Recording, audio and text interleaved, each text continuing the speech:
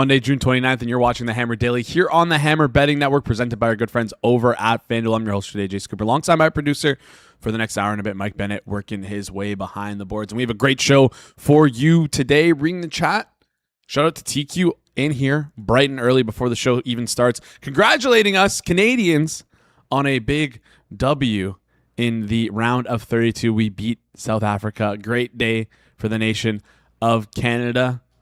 And we're happy to move on to the round of 16. Excited to get into today's show. No Wimbledon talk today. World Cup focus, yes. MLB focus, yes. We got Corbie coming on to share his thoughts on some MLB futures. Talk a little bit more about the whole drag coefficient stuff we talked about. Give us a little bit more insight. Remember, we talked about that with Barry Horse a couple weeks ago, 2 weeks ago now. So we're going to be talking about all of that. And then finally, we're going to be filling out my World Cup bracket. I saved it for this show. And I know people are going to be like, oh, well, like Canada already played. Who did you think I was going to have in the round of 32 in Canada, South Africa? What are we doing? Who did you think I was going to have? Obviously, I had to save it for the show. So we're going to build it out live here on air for the round of 32 and for the entire bracket. We're going to be filling it out. I'm going to be picking my winner, the runner-ups, and I'll be breaking all that down for us here on the show. Before we get into things today, World Cup dominating the airwaves. We got MLB action going on. But this weekend, I had only one thing on my mind, and it was the NHL Draft.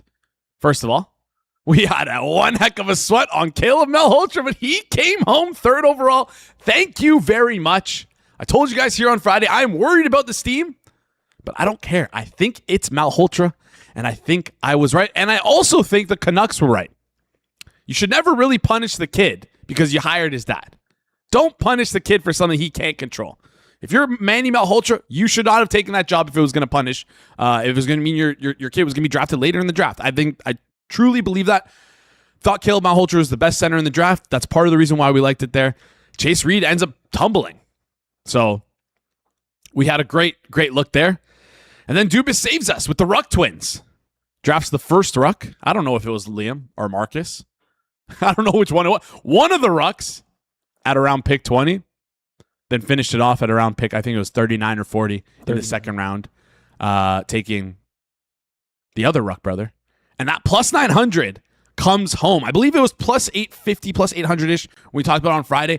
On Wednesday when I mentioned it, or on Thursday, I don't remember which day it was, one of the days, it was plus 900 when it opened.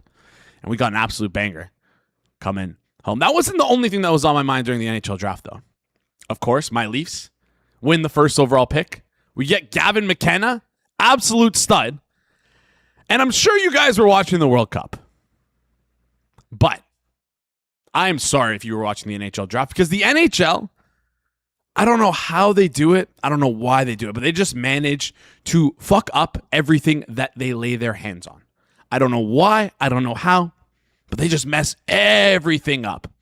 Justin Bieber, big fan of the Toronto Maple Leafs, comes out to announce the first overall pick for the Toronto Maple Leafs. And we have a clip of this. I'm going to spare you the whole clip.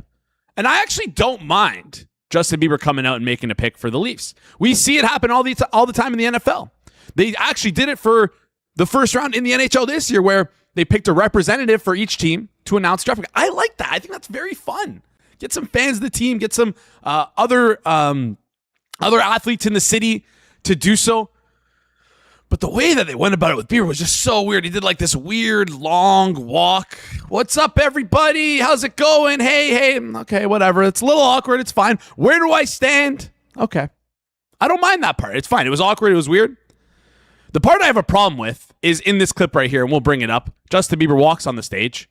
If you're listening in audio form here, Justin Bieber walks on the stage beside Gary Bettman. Bettman doesn't really know what to do. Go for it. Says, should I go for it? And pause it here. Justin Bieber takes a second, for those who are listening, leans into Bettman and says, you can read his lips, his name is McKenna, right?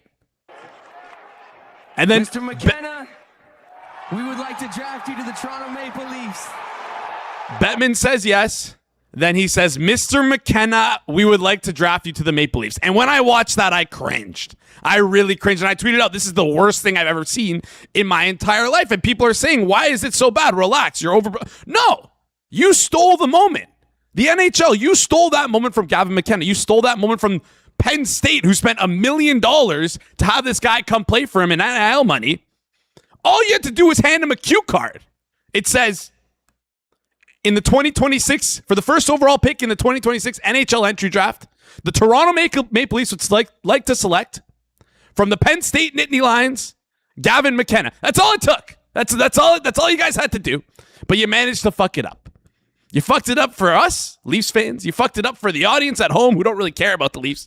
You fucked it up for Gavin McKenna and his family. And most importantly, you fucked up the future NHL edits we're going to get of this kid because he's an absolute stud. Absolute stud. It's hilarious. Anyways. Not asking what his name... All right, we got professional lip readers here. I don't care what he's asking. Mr. McKenna, what are we doing here? Just draft... Just be normal with it. Just be normal with it. Just be normal with it.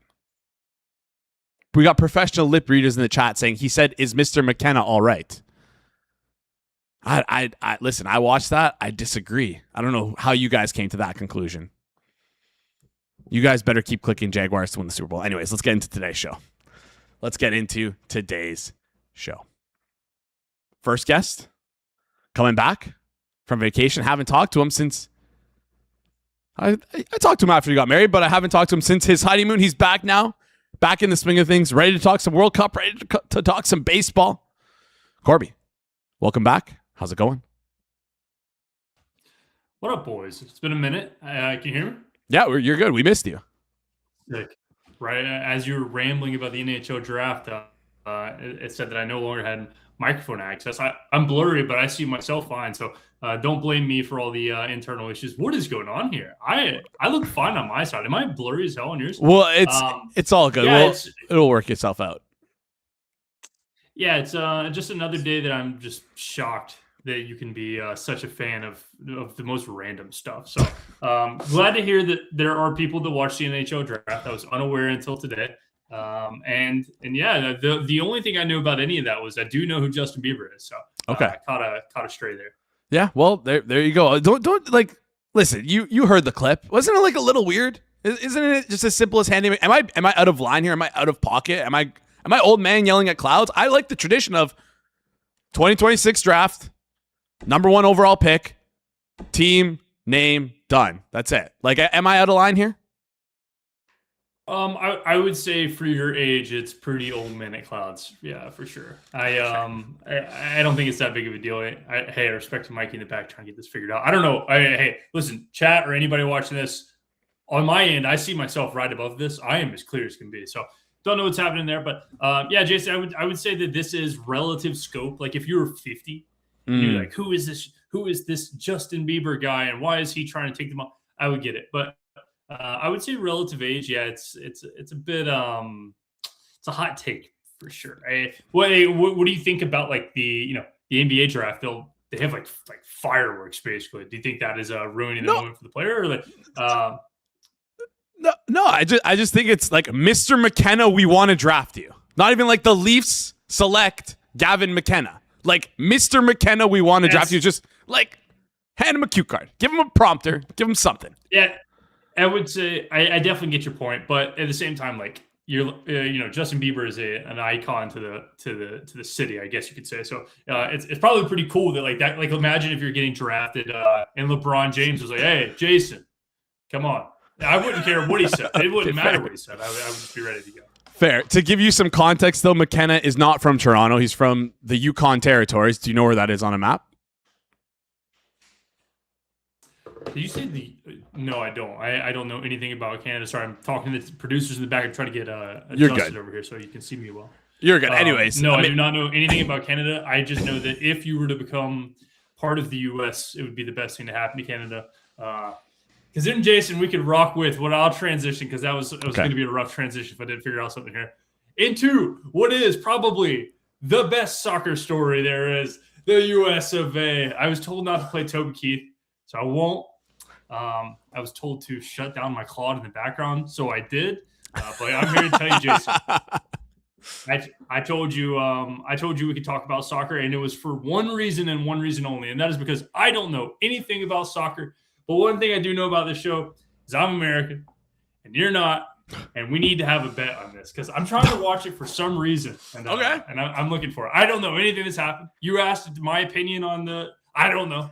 I just want to bet U.S. versus Canada in some capacity. Okay, the likelihood that U.S. plays Canada at any point is like effectively zero. But let's just say for them to go further in the tournament, I think that's like, again, you're getting you're getting the edge here. You're getting a little bit more. USA currently plus 110 to reach the quarterfinals. Canada plus 220 to reach the quarterfinals. Although the US are already in the round of 16. Or sorry, Canada's already in the round of 16 because I don't know if you saw, we won the first match of the round of 32 yesterday. We are the first ever team to qualify in the 2026 World Cup for the round of 16. The USA can never say that. They can never do that. We were the first. All right, Jason. All I hear is I just heard a pretty fair bet. Let's take even money on whoever makes it further. I'll take the US there. I think that's a good bet. No strings attached, just straight up. Those sounded like pretty fair odds to me. I don't know about you. I'll you know what? Just for the fun of it, I'll give it to you, and we'll do the same thing as before. Loser has to play a future. So that's fine. If they make it to the same round, if they both end up getting eliminated next round, it's void. It is what it is. That's fair. Fair? Yeah, right. and the future has to be of the users choosing. Let's make it something fun. Let's make it like I don't know. We'll figure that part out in the future. Like maybe Blue a soccer World future. Series. Oh, okay. No, I don't want any more Blue Jays liability. Yeah, I think also. Sorry, this is just me. I'm all over the place. Jason, we just kind of jumped over the fact I haven't been here in a month and a half. How you been? How's the show been? I got to catch up on a little bit of it, but the boys in the back, Mikey. I saw Mikey talking about my eye because I was in here roasting Berry Horse. I did get stitches. What happened? Wait, I was playing basketball. And you got smoked? Yeah, you can see it's not high enough quality, but yeah, I was playing basketball, got a head-to-head, and I had to go through my friend's entire wedding with just like, I mean, it was a geezer for sure. And then my whole honeymoon was just a big old black. At least I made it through my wedding, so it's fine. But okay, yeah, it was a good time. That sounds good. I'm happy. I didn't know that happened. Happy to hear that you're okay. Obviously. But yeah, we can't have you lose. We can't have you losing any more brain cells. You already are on so few. So like we got to be careful. Yeah, I honestly at this point I would agree with that. Second note, we did win the men's league championship. That is huge. Jason, you talked about men's league hockey and stuff. This is a fun fact. I have played in men's league since I was like 14 years old, probably 2 to 3 a year on average, and came in second place every single year since I was 14. This is the first one I've ever won. 29. I was like, Jesus Christ. Finally, we broke the curse, and so I'm feeling good right now. All right, we break the curse, and we move on. We talk some soccer. We'll talk. You want to talk Wimbledon or no? Okay, let's get into the real business then. Let's talk some baseball. There we go. We've been, you've asked us what we've been doing on the show, how we've been doing, covering a lot of soccer. So we got to leave some room for the MLB, and we're going to do that today. Since we've covered the MLB on this show, we've seen some pretty crazy stuff happen with the New York Mets. Had a little bit of a meltdown. They fired Carlos Mendoza. Their team is 34-47. We're at roughly the halfway mark here. They're one of the highest payrolls in the league, $75 million in cash spend, which is the highest current cash this year in baseball because of the cheating contracts that the Dodgers are dealing with there. Let's see, 29th in OPS, 28th in ERA, third most errors in all of baseball, second in baseball. Soto's second in baseball only to Yordan Alvarez in OPS. Like He's their guy. He's stuck on a sinking ship here. Talk me through what you see issues with this Mets team. Is it Bichette? Is it Simeon? Is it how the team was built? Is firing the manager going to fix anything? What's going on here? Yeah. First off, how are the Canadians feeling getting rid of Bo Bichette? Does it feel like? Does it feel good? It looks like he timed the market pretty well there. I mean, I'm still a Bo Bichette guy. Like I thought he was good at Toronto. I thought the Toronto fit made sense. Toronto has their own problems, but Yeah, it's interesting. Like in hindsight, like we all kind of thought the Mets would be good, but the people who like pay attention enough were like, these are kind of some like lofty contracts. It's like one of those things like, war versus salary spent. It's like, were these players worth it? The Juan Soto's of the world, though paid a lot, like he is unequivocally a very talented player. But then you go look through the rest of the roster, Jason, and like, I mean, like it's easy to say now they're 35 wins and their pathetic wins are only 37. Like they're not good. But like you look at this buildup of the roster, like I don't know how we were convinced at some point that they were good. Like Sean Manaea is pitching for them. They'll throw in a Clay Holmes every once in a while. They'll throw Lindor is still a prevalent piece of this lineup. Like it's not a lineup who, I mean, I scroll through this and I don't see names that are like give me any hope of future regression. And I look at the starting pitching staff that I just don't think is incredible. I compare it to, it's probably a bad comparison because they're not playing the worst, but they're right at break even. But the Mariners, what some people would consider as an underperformed season to date, 43-42, I believe. But you look at that staff and you're like, okay, they have bats. They're going to wake up. They have pitchers. Like they have a very good pitching staff. Like this team is going to be fine. You look at the Mets, I just don't think that's the case. Like I think this team is genuinely bad. Kind of like the Phillies recently. The Phillies in a similar situation, they fired their manager. They started playing good. They had good bats. They had good pitchers. They had everything good. I just don't think this Mets team, frankly, is good. And Jason, you bring up like the money spend. It's kind of my biggest like hot take, I guess you could say, is what I think the Dodgers are so good at isn't really like spending money. Like obviously, no, they're good at spending money. Wait, hold on, wait. They're good at spending money. They're very good at spending money, but in like a way that is like relatively efficient. Analytical. Yeah. Like the Mets could have gotten all of these same players. Like the biggest example to me is like the Kyle Tucker pickup so far doesn't look good, but Kyle Tucker is an incredible baseball player who the Mets right now, if they could go back and change a couple signings and sign Kyle Tucker for $160 million, I would assume that they would be plenty happy with that rather than the current situation they have. So it kind of points towards, and I texted you, this is why I saw the show with the whole Barry Horse thing. I saw Barry was talking about this Dodgers team is unbelievable, and he doesn't think it's a race for second, basically. When he says he sounds smart, when I say it, people say Corbie's a Dodgers fan. But Jason, Glasnow is going to come back from the IL, and let me tell you, this Dodgers team, Toronto, no chance. All right. If that's how you feel, listen, I'm not going to entertain any of your Dodgers talk. I sent you in the rundown.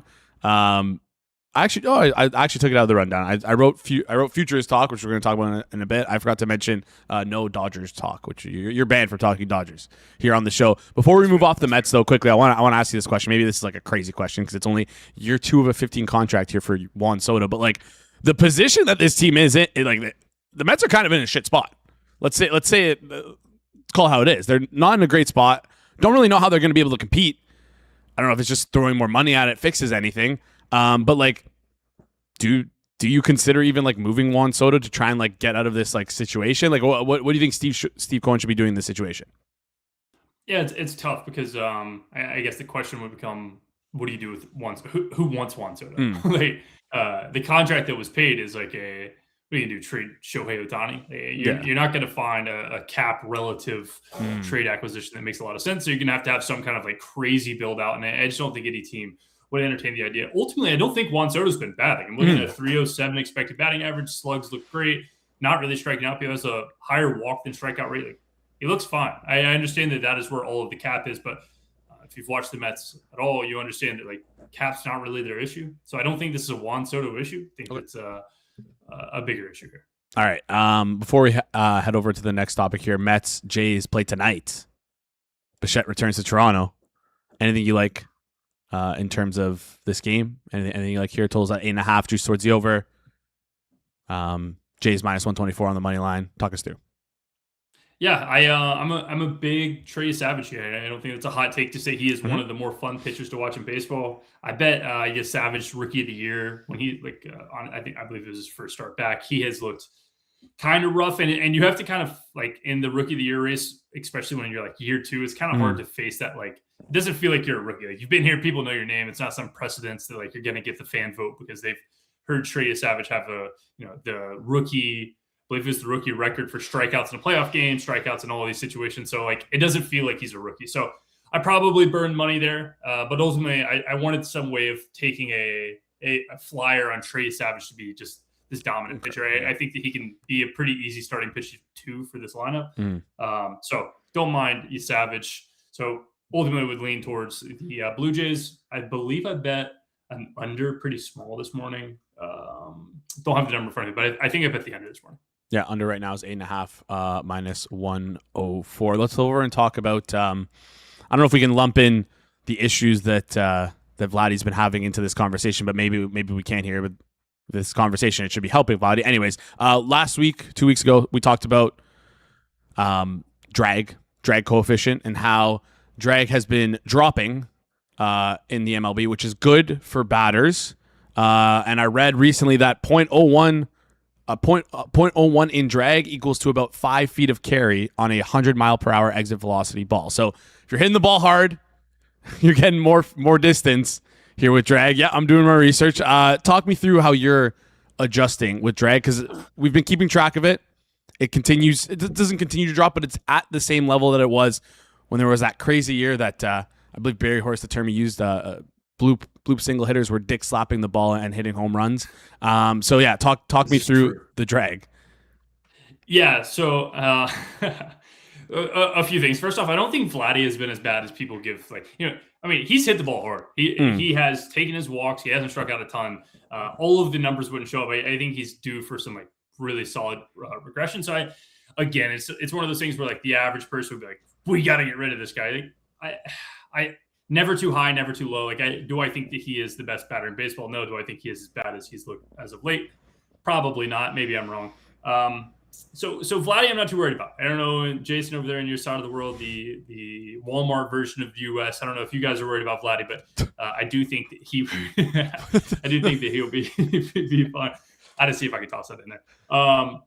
From a standpoint of the baseballs and drag, it's an interesting spot because Barry's right. I mean, the drag on these balls are so inconsistent. There is a worry when the sport you bet can't have a variable that's not static, I guess you could say. It's not one of those things that you can project, because ultimately there's a few ways to go about this in my opinion, Jason. It would be the first person is the what is that called? The tinfoil hat. Yes. They're giving Aaron Judge, they're giving Albert Pujols good balls, and everybody else getting bad balls. Do I think that's the case? No. Ultimately, I think it comes down to two things. First off, the style of baseball now, they just use so many baseballs. Watch a game. If a pitcher throws a ball, he's fuck this ball, and it throws it out. So as you can see in this chart, it's very obvious the drag has reduced. And will help power hitters, quote unquote. But I think it's less of this evil mind want runs, more of when you have to produce so many baseballs. Remember, this is leather, and it uses a very detailed process that you can look into. It's there's a 60 minutes video on it once. And so it's just hard to make so many baseballs. So I think right now we're seeing what I call it juice balls. I don't know, but different manufactured balls, because you can see in some games, as you see, that's not a straight line distribution. There are games that have normal balls, or days that have normal balls.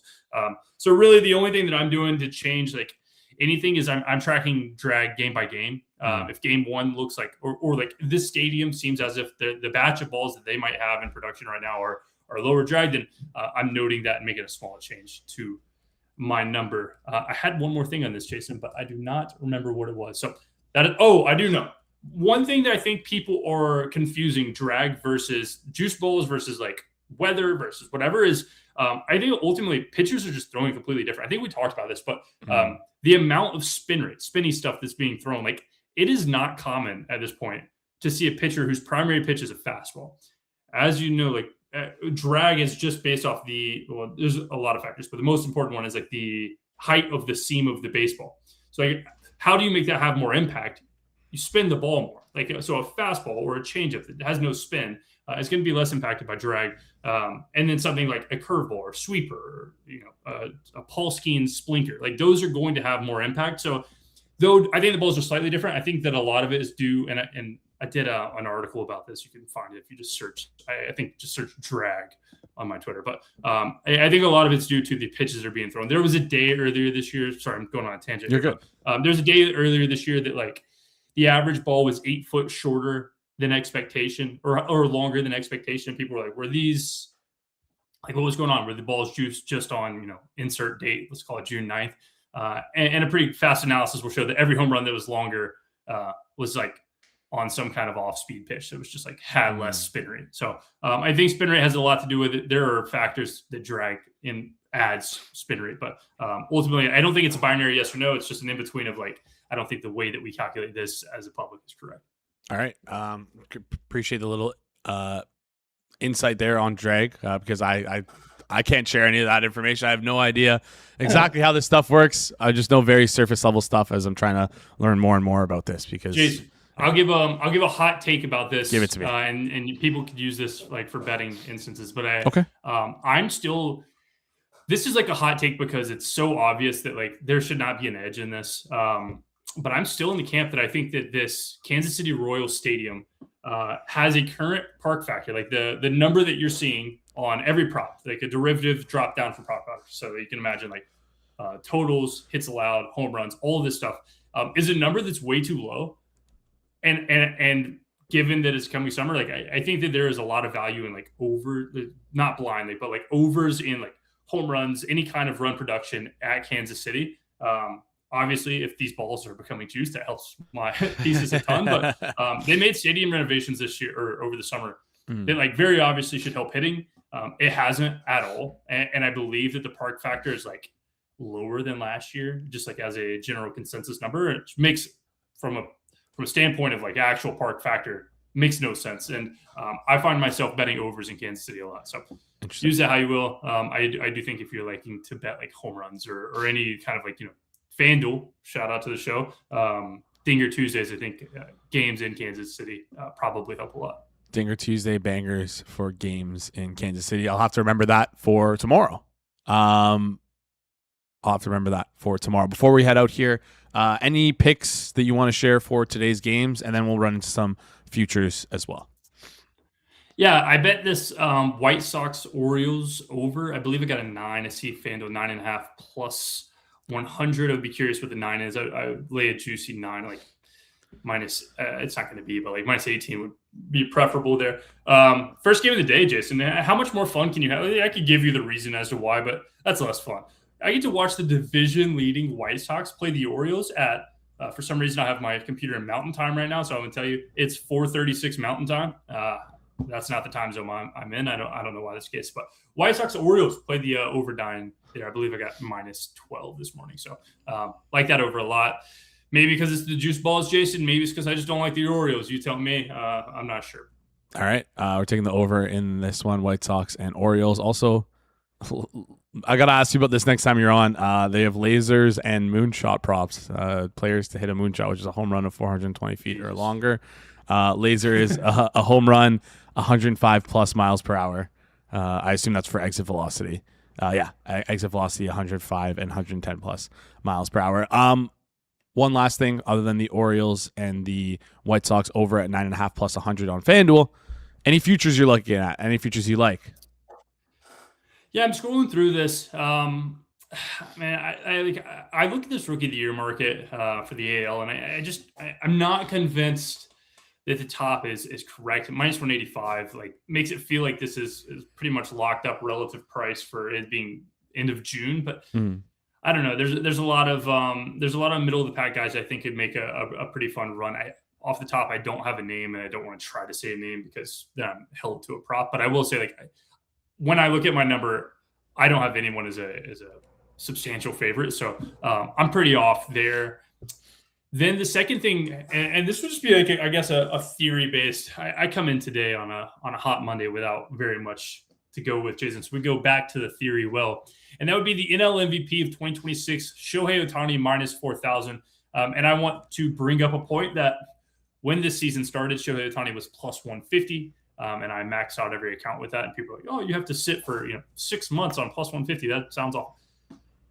Jason, at what point, what does Shohei Ohtani open next year? Like we're talking this was 150. 1 week into the season, it was even money. 2 weeks in, it was like minus 50. And if you remember, he wasn't batting very well. I think there was like a pretty big slump. He was pitching decent, but I don't think it was like his all-time greatest performance. So, I mean, I'm genuinely curious. Like when they open MVP markets for next year, does Shohei Ohtani open like minus 250? And still, is that a good price? Like, I don't know. It's the craziest thing to me. What's your take on Ohtani? I know you almost had him up there in Toronto, but he does like American food a little bit better, so he stayed away. Well, I will say, like, it's an interesting question you posed here because it all depends on like what you. It's essentially like pricing out injury. It's like how good are you at pricing out him getting hurt, and if he's going to be hurt for long enough to affect his MVP odds, because that's really the only out it feels like for Ohtani to not win MVP is for him to get hurt. And does that mean next year is he going to be how much will he be pitching next year if that's the case? Like, does him pitching more should lead to a higher likelihood of him getting hurt? But obviously the you talked about the Dodgers being very good analytically. They're probably pretty good at managing Ohtani, making sure he doesn't get hurt. It's an interesting question, to say the least. It's a very interesting question. I think I'm going to take PCA though to win MVP just for. No, I'm kidding. I'm not going to do that. After I don't know if I can lay the minus 4,000. I'll book your action, Jason. No. I'll book your action. Just give me whatever you think. Whatever you think PCA could win, feel free. Just send it over, and I'll send it back to you when he wins. All right, you're a good friend, Corbie. No, I just don't know if I'd lay that minus 4,000. FanDuel taking like. Oh yeah, no, yeah, Like obviously, like laying 4,000 is crazy, but the question like reverberates around. Like, yes. When the Dodgers win the World Series again. Ohtani wins World Series MVP. We're like, oh my God, Glass now is so good. What does Ohtani open next year? I think it has to be like favored odds in the 2-1 range would not surprise me at all. And I would probably still show value. Like, it's ridiculous. I think it's, this is something like I don't talk about a lot because I'm not really the biggest fan of sports. I'm more of like trying to bet. But one thing is happening right now, Jason, that I think for like, a daily show you've probably enjoyed. That is, we are potentially on like one of the highest level athletic ability across all sports. Like Victor Wembanyama, we just watched have an incredible season as like such a young kid and looking amazing. A guy we haven't even talked about in baseball, Jacob Mizorowski, just hit 105 as a starting pitcher in the middle of an at-bat. Like Shohei Ohtani doing things that we've never even heard of. So there are always unicorns, but like this year, this last like 3 years, just feels like we have watched what happens when sports become so big that people have kids in preparation to make them professional athletes like a Wembanyama, and it's pretty cool to watch. So I've enjoyed sitting back watching Ohtani's, watching the Mizorowskis of the world. Like think about this. Mizorowski is so good that we have stopped talking about Paul Skeens. Like, how crazy is that to think about? And so it's been a fun time for young players in sports. Absolutely. Mizorowski, like you mentioned, minus 210 to win the NL Cy Young. And what you mentioned there with like preparation, you can see that reverberate in like the NHL draft. And I know people maybe don't want to hear about the NHL draft too much, but like just take a look at like the guys drafted.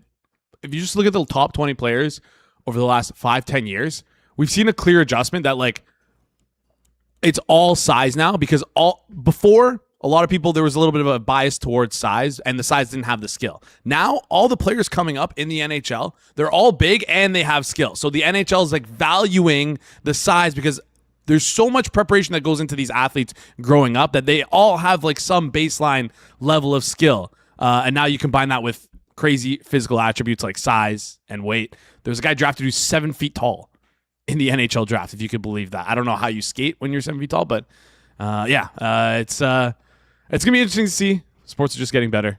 Corbie, any final thoughts before you head out here, whether it be on USA to win the World Cup or baseball, Wimbledon, whatever you want?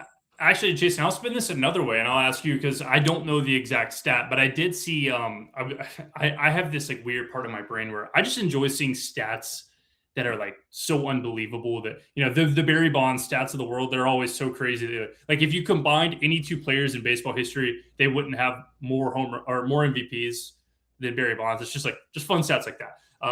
I saw one in the NHL, Jason, and I could be wrong who it was. Again, I've never watched an NHL game in my whole life, but I believe there is an all-time great. Maybe it's Wayne Gretzky.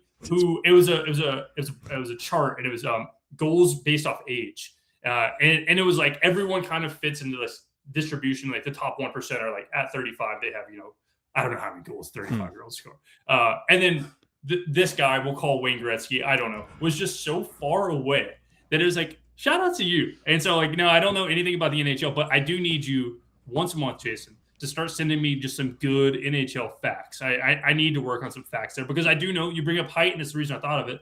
I do know that recently a guy got drafted. He was like the next big up and coming thing. I think it was Bednar, maybe. Bedard. Is he 5'6" or something, like just crazy small? And I was like, dude, what kind of sport is this? So I'm glad to hear they have 7-footers now. That does make me feel good, and I would like to have more fun facts in the arsenal. If you all right. I'll give you a fun fact before you head out. First of all, he's 5'11", but that is considered small in the NHL. Who's the short guy? There's one way short. Smaller. Martin St. Louis like could be the short guy who was famously like 5'6", 5'7". Maybe he's the head coach currently of the Montreal Canadiens, and he was an incredible player throughout his career for the Tampa Bay Lightning. One fact before you head out here: Wayne Gretzky, who you talked about, has more assists. Right? Do you know what an assist? You know what an assist is, obviously. So I'm not that dumb. Okay, he has more assists than any NHL player has points in NHL history. So the player with the second most points is Jaromir Jagr with 1,921 points. Wayne Gretzky has 1,963 assists. So more assists than the second most points. And then also, let's do one more fun Wayne Gretzky fact. He was the leading goal scorer, or the all-time leading goal scorer with 894 goals. Do you know who recently passed him? Currently playing in the NHL. Oh, if he's currently playing, I don't know. I do remember Ovechkin pass. Is he still play? He's still playing. I remember him passing. Yes. I remember that was the thing. He's still playing. How old is he? He's got 41, I think. Yeah, see, this is how, Jason, I'm going to rebuttal back to you with a stat, and then we'll be done. But This is how you know NHL is just like a fluke sport. First off, there's a guy that was 5'6" that was good. That's fake. Second, like, how old did you say he is? And he's Ovechkin? still like an all-time, which, 41. I guess you could argue that LeBron's doing the same thing. So yes, maybe I take it back. But no, shout out to Ovechkin. The only thing I do respect about him is the lack of teeth. I think if you're that old in a great sport, you got to have a look about yourself. Jason, I'm going to bring up one thing. Let's hear it. First up, it is the fact that the Warriors might pick up Anthony Davis and LeBron, and that will force me to start watching the NBA again. I'm excited about that. I hope it happens. Will they win? No. But I will enjoy watching it happen. The 7 games they get to play together, all of them, I will enjoy it. That would be hilarious. And that brings me to a fun fact that I'll bring you. LeBron James has more playoff wins than not players, than all but 7 teams in NBA history. So that's my LeBron of the day. I know you're a LeBron guy, so it's not too hard to have this conversation. But imagine thinking the guy who got his dad killed for a gambling debt is better than the GOAT. Who knows what to say there? All right. Allegedly, I guess. I don't even know how that works legally. Anyways, Corbie, appreciate you joining the show. Hopefully we don't get all those guys going to Golden State, so our boy Yax can get some playing time. Oh, the boy, pride of UAB. Pride of UAB. Anyways, Corbie, appreciate you joining the show. You can follow Corbie on Twitter at CorbieBO. Link is in the description down below. Great stuff there from Corbie, as always. Before we head into the next part, and we're going to talk a ton of World Cup action, quick reminder for the World Cup. Number 1, last week we had our 3rd World Cup watch along. It was awesome. It was great. It was incredible. We got some great bets that hit and almost had an absolute banger. 140 to 1 hit. If only Alistair Johnson could put the puck in the back of the net.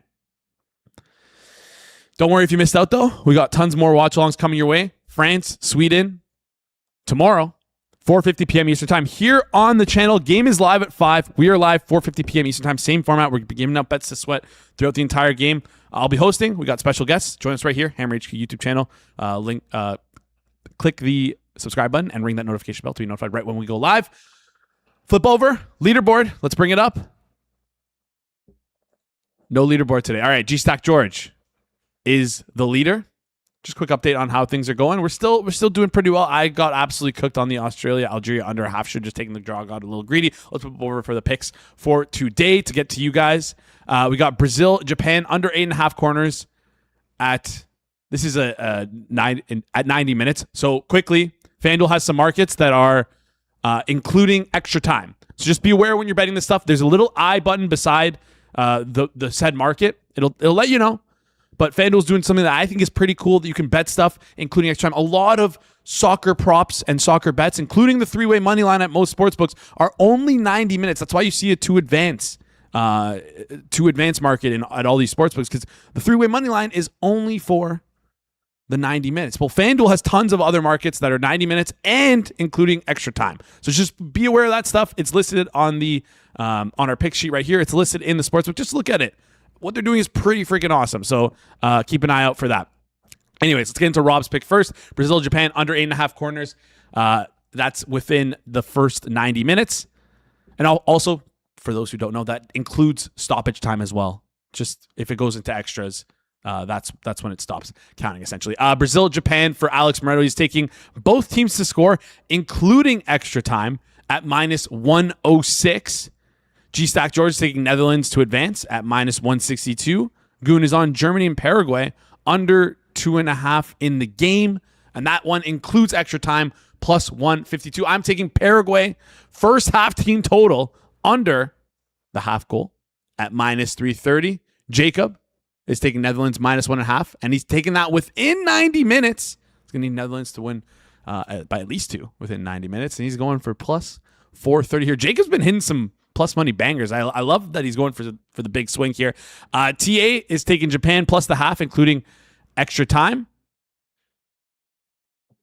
And then finally, we got Kanish taking Morocco minus 1.5 in 90 minutes at plus 870. And also Japan taking the half, including extra time. The including extra time market does not count for oh my gosh, penalties. That's what I'm trying to say. It doesn't count for penalties. If you bet a goal scorer and it goes to penalty kicks, obviously that doesn't count. Anyways, let's get into the bracket for today. I'm going to predict my bracket. Actually, before we do that, FanDuel is running a pretty cool promotion here. FanDuel is making the USA's run even more exciting for you Americans.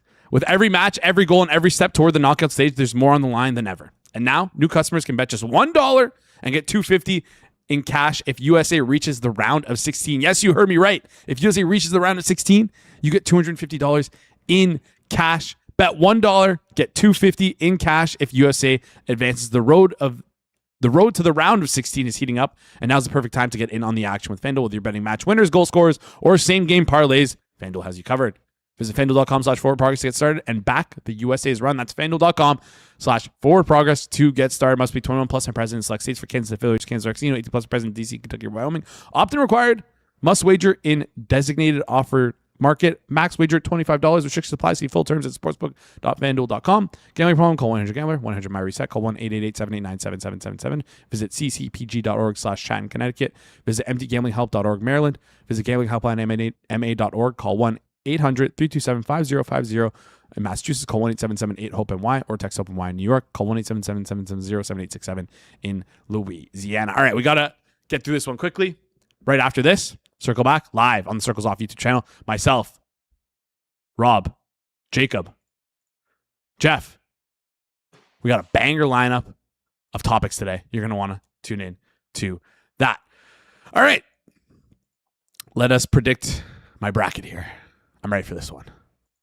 I am ready for this one. Of course, if we bring it up on screen here, Canada already makes it through. We got a little shout out to, we'll give them a shout out on Twitter. Shout out to whoever made this. Is a pretty awesome bracket that we can fill out. Let's start with the first match here. First match for today, Brazil, Japan. Kickoff is in 15 minutes. This one's pretty easy. Brazil minus 300 right now to advance. That's why I'm taking to advance. I think it's going to be a tight game. I think Brazil is going to have to respect Japan.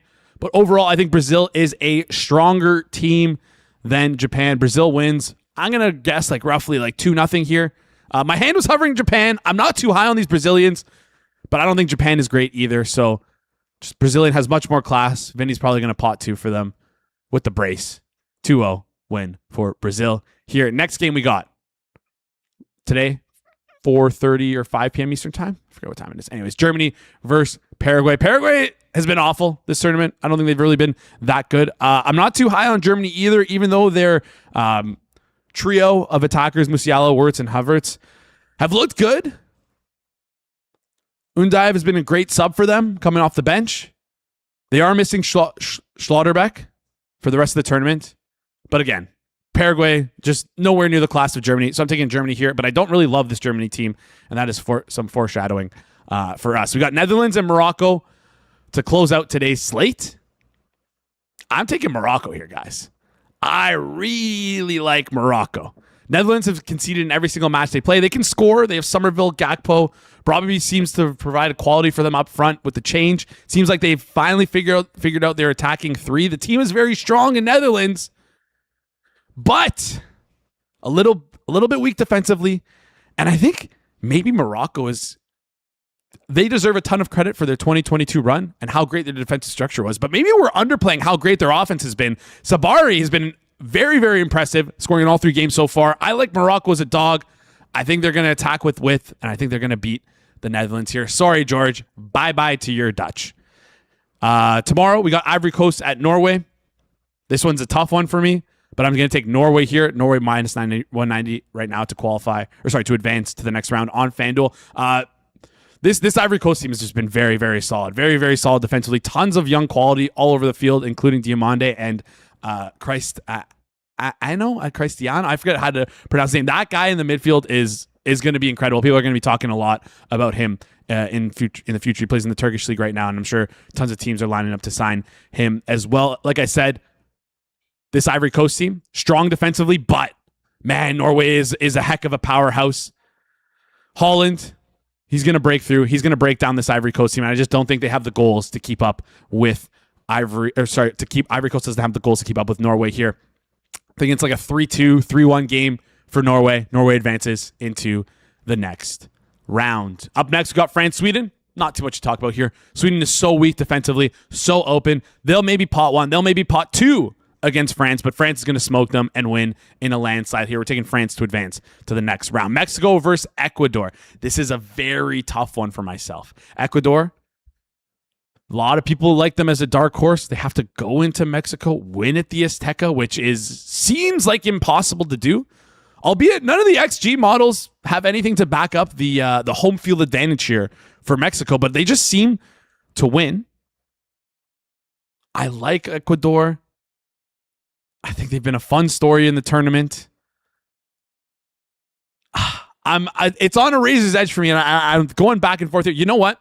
Let's just take Ecuador here. Let's take Ecuador to advance here at plus 148 versus Mexico. I think their strong defensive game they'll be able to take advantage of Mexico here. I know they've had trouble finishing. They'll be able to pot 1 here. Maybe they win this one in penalties. They drag it out all the way to penalties.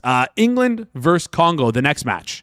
England right now minus 850 to win to move on to the next round here. All respect to England, all respect to Congo.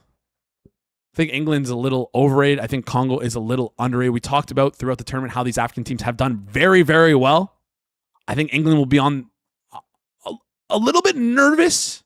I think there'll be times where the Congo has England, but I think England is going to win this one. Congo's going to make it nervous for people out in the UK, though. I'll tell you that much. But yeah, England to advance for this one. Got a couple more. Got to get out of here pretty quickly. So I got to make this one quick. Belgium versus Senegal. Despite the loss to Norway, despite the loss to France, again, an African team here. I think they can cause some upsets, Senegal, here versus Belgium. I think this Belgium team, the way that we think about this Belgium team, the way that I don't even know if the market thinks about them like this, but I feel like the general sentiment around this Belgium team is based off their historic reputation from that golden era. And that sort of like precedes how I don't think that represents how good they've been this year, and they haven't been that good, right? They beat down New Zealand. They drew Egypt. They drew Iran. They didn't really have a good group stage. This was, if you remember, this is a group where we talked about, like, we think Belgium could get 9 points here. They barely scraped through. Not convinced by what they can create offensively.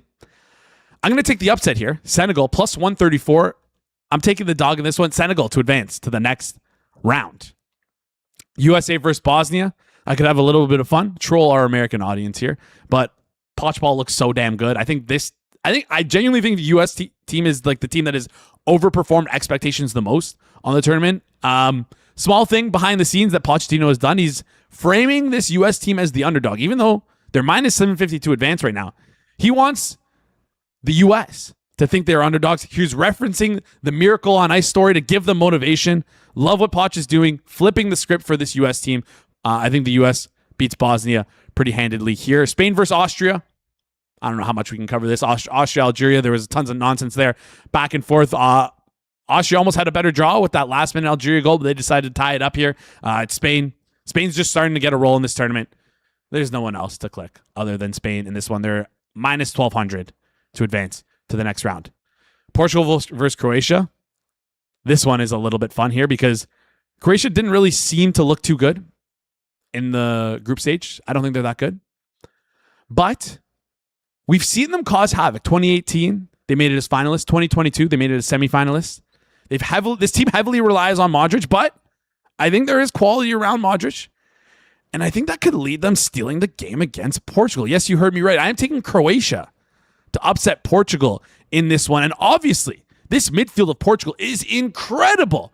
The individual talent on this team, they might be the most talented team in the tournament. Especially, they probably have the best midfield in the tournament. But that's the problem.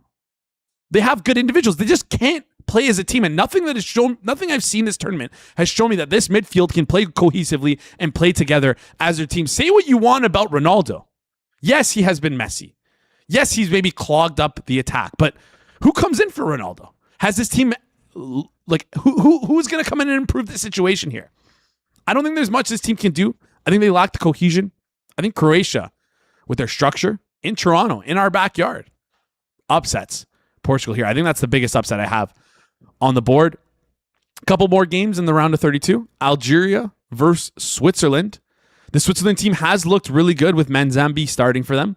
Definitely has more of an attacking press. Looks a little bit better offensively. But with that being said, where to beat the Swiss is with the width.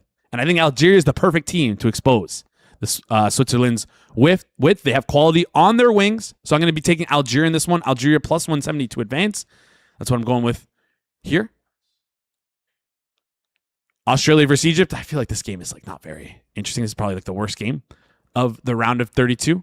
I'm just going to take Egypt to advance to this one. I don't really respect Australia. Australia kind of only made it through with a handshake draw and the way that their group shaped out. So Egypt on to the next round. Argentina, Cabo Verde. Hold off Argentina for 90 minutes. No. Argentina handles this team with ease. I will say, I am worried about Argentina. I am worried about their scoring outside of Messi. Of course, Messi can score at will, can create at will, but we need someone to finish for this Argentine team. Yes, we saw it against Jordan. I don't really care about what happened against Jordan, though. Like a penalty for Martinez. I don't care about that. With Messi on the pitch, I need someone to show that they can score outside of just him.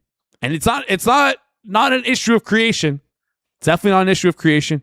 It's an issue with finishing outside of Messi. So Argentina, I'm a little bit worried, a little bit more foreshadowing. Last game we have in the round of 32. Colombia versus Ghana. Colombia is the public dark horse. I think they look great in their group along with the U.S., one of the teams that have, I don't want to say overperformed expectations, because I think they were expected to do pretty well. They were around plus 200 to win their group.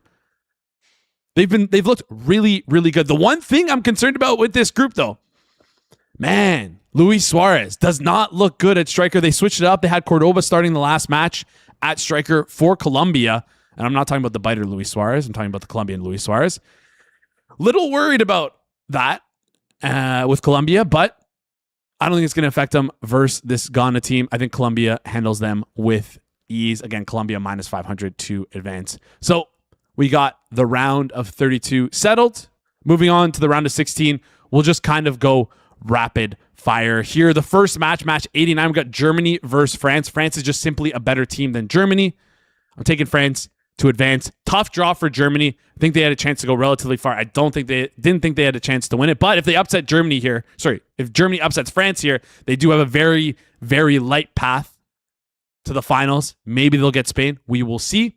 Canada versus Morocco. Listen, I'm Canadian. There's a small chance that we beat Morocco. And I'm clinging on to that. I'm going to take Canada to beat Morocco in this one. I really do think there's a chance with Bombito playing a full 90. We don't know what the status is of Davies. I was pessimistic all week about Davies starting. I was right. But I'm hoping, I'm praying that the minutes restriction or whatever they had on Davies, hopefully they just throw that out the window in the round of 16, because like making the quarterfinals would be massive for Canada. Can they do it? It's going to be tough, but let's root for an upset here. Canada to beat Morocco. After that, we got Croatia, Spain. And yes, Croatia has an upset in the round of 32, but I don't think that continues. Spain is like a ball rolling down the hill, and they just started. Don't know if Nico Williams is going to start for them, but Lamine Yamal coming back from injury. Both these guys are going to they're incredible players. Spain is an incredible team. Spain is going to beat Croatia. They're going to get better as the tournament goes on, and we'll be seeing that into the quarterfinals round. Finally, United States and Senegal. This one, I have it on a razor's edge. Again, we're high on these African teams based on the cohesion that they have of playing AFCON. I could take Senegal to advance, but United States, Poch, it's just such a good story. We're going to take the United States to advance here against Spain into the quarterfinals. Brazil versus Norway. This one's a little interesting. I think I'm not very high on Brazil. I don't think they don't have the same quality as they did as we've seen in years past. Much like Belgium, much like Portugal. I'm going to take Norway as the pesky underdog here because of how much they can score with Erling Haaland, his ability to just sort of take over a match. I'm going to take Norway here in another high-scoring game. I think Norway is one of those high-variance teams that could be a lot of fun. Ecuador versus England. I think Ecuador could actually drag England through a tough one, but I don't think Ecuador has the finishing quality. If this game ends up being 1-0 late, England's winning. I don't see how Ecuador can open up and come back. Their goal for this one is going to be drag it to penalties, hope for the best, and try and win in penalties, but I don't think it's going to work out for Ecuador, so we're going to take England here. Going to speed this one up. Argentina, Egypt, again, issues with Egypt, but with such an issues with Argentina, with such an easy path, they're making it to the quarterfinals. Algeria versus Colombia, a fun one. Colombia, I think, will make it out of this. And that's it. That's what we got for the quarterfinals. Quickly, quarterfinals. France, Spain, these two are easy. Just too much quality for them to lose against either Canada or the United States. On the other side, Norway versus England. I was tempting to click Norway, but England, we're going full chalk here. England and Argentina to make it to the semifinals. And then finally, I'm taking France over Spain. I'm taking England over Argentina. And then I'm taking France to win it all. That's going to be my bracket. You let me know if you guys agree with me here. I've been on France this entire tournament. I talked about it at the beginning. I think they really are the best team. A little worried after game one, but Olise looks incredible. The dictator Mbappe is going to pot a couple goals on his way to his first World Cup win. All right. We were able to get out of here pretty quickly. We got Circle Back live on the Circles Off YouTube channel. 1 p.m. Eastern time. In 1 minute. Go click it. Check it out. You'll be redirected there. Before you head out, though, do us a favor, smash the like button. If you're listening in audio form, rate and review 5 stars. It really does go a long way for the channel. So if you are listening after the fact, please do us a favor. Rate 5 stars. Goes a long way. If you're new to the channel, hit that subscribe button. Reminder, we have a watch along tomorrow. 4:50 p.m. Eastern time is the start time. France, Sweden, tons of goals we'll see. And that's it. That wraps up today's show. Shout out to Corbie. Shout out to Mike. Shout out to you guys for sticking around through the whole thing. This has been the Monday, June 29th edition of the Hammer Daily here on the Hammer Betting Network, presented by our good friends over at FanDuel. We will see you guys right here tomorrow.